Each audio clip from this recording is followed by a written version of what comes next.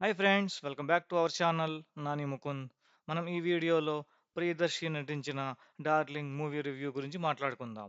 అంతకంటే ముందు వీడియోని స్కిప్ చేయకుండా చివరి వరకు చూడండి. నచ్చితే లైక్ చేయండి. కొత్త వాళ్ళు ఎవరైనా చూస్తుంటే సబ్స్క్రైబ్ చేసుకోవడం మాత్రం మర్చిపోకండి. ఇక మనం లేట్ చేయకుండా రివ్యూలోకి వెళ్తే, మొదటగా హీరో ఆత్మహత్య చేసుకోబోతుంటే హీరోయిన్ నవా నటేష్ వచ్చి అతనికి కొంచెం ధైర్యం చెప్తుంది. సో ఆ తర్వాత ఫ్లాష్ బ్యాక్ చెప్పడం స్టార్ట్ చేస్తాడు. ఎప్పుడైతే ఫ్లాష్ బ్యాక్ చెప్తుంటాడో అప్పుడే అనన్యతో పెళ్లి ఆగిపోయినట్టు ఇవన్నీ జరుగుతాయండి. ఫస్ట్ 1 అవర్ మాత్రం పెళ్లి గురించే టాపిక్ వస్తది. సో చాలా లాగ్ అంటే లాగ్ అనిపించింది నాకైతే పర్సనల్‌గా.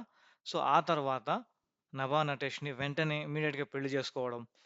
ఆ తర్వాత హీరోయిన్‌లో డిఫరెంట్ డిఫరెంట్ వేరియేషన్స్ అంటే స్ప్లిట్ పర్సనాలిటీ ఇష్యూ ఉండడం. సో ఇవన్నీ ఏందంటే పెళ్లి తర్వాత ప్రియదర్శి ఎలా ఫేస్ చేస్తాడు? ఆ స్ప్లిట్ పర్సనాలిటీని ఎలా రికవర్ చేస్తాడు అనేదే ఈ సినిమా అండి. ఈ సినిమాలో ఇంకా ప్రియదర్శి క్యారెక్టర్ అనేది చాలా బాగా చేశాడు.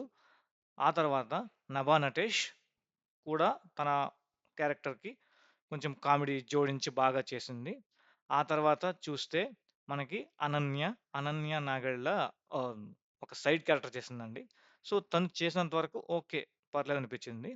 సో, ఇంకా మనం మిగతా క్యారెక్టర్‌లు ఎవరైతే ఉంటారో వాళ్ళందరూ గూడా పర్వాలేదనిపించారు.